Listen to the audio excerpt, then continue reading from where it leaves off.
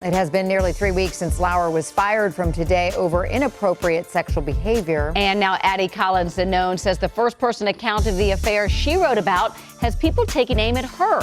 She told her story this morning to Megyn Kelly.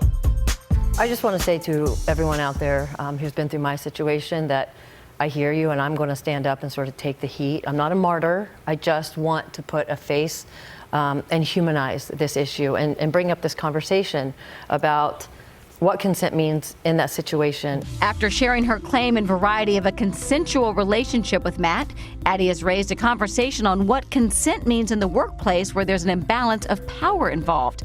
At the time of their alleged affair in 2000, Addie was a 24-year-old production assistant. Matt was 41 and married. Well, I'm coming forward, number one, because I've carried this for 17 years, and I've carried it almost exclusively on my own. And media outlets have come to me over those 17 years because he's been in the tabloids, and I have consistently said no comment or not giving them anything. So I've pushed this away on my own. You've been offered money for your story, which you've rejected. Yes, I have been offered thousands of dollars for my story. They want to exploit what this is, and so I want to guide the conversation sort of away from that, own my part in it, but then also talk about this power dynamic in a workplace and how that imbalance really does affect your thinking. Debbie Rowe Jackson, as she calls herself, is seen as a key witness in the prosecution's conspiracy case. After her time on Today, Addie actually worked here at Access, on camera and behind the scenes. She also served 2 tours of duty in Iraq.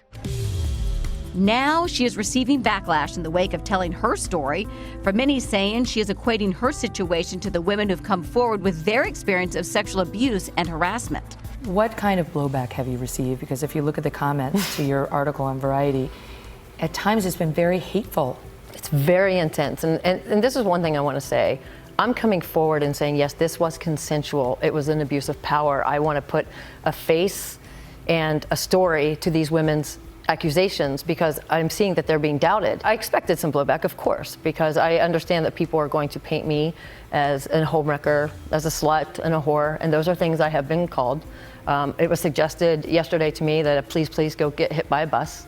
And these are very real things. And so I did expect some blowback. Anybody would, right? Because maybe not consent to them may be just complete black and white.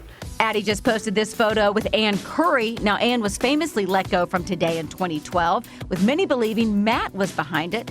Addie captioned it, "Some people are good for my soul." Matt has not yet commented on Addie's story. Meanwhile, on Good Morning America talk show host Tavis Smiley also addressed consensual relationships in the workplace. Tavis's show was suspended from PBS following claims of sexual harassment. He denies any misconduct. You admit to having consensual sexual relationships with your subordinates. Do you understand how that could be viewed as an abuse of power? Well, absolutely. I certainly understand people who have a viewpoint that any consensual relationship in the workplace is wrong. There are some people who believe that there is no such thing as a consensual relationship in the workplace. I hear that point of view and I respect it. In our employee handbook, while we do not encourage office relationships, we don't forbid them either. Well, consensual is the word that has a lot of people talking. There's so many layers to this. Especially when somebody is in a higher position of power.